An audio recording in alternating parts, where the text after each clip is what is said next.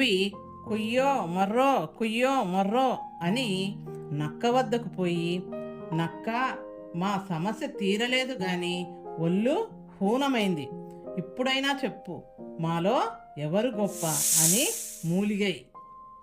నక్క నవ్వి, మీరిద్దరూ మూర్ఖులే, కానీ ఎవరు గొప్పవారు కాదు.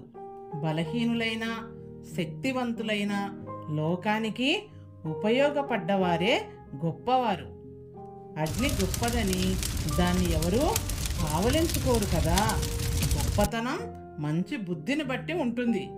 మిత్రులారా, మీకన్నా వానపాము గొప్పది. అది భూమిని గుల్ల చేస్తుంది, మంచి పంటకు రైతుకి తోడ్పడుతుంది.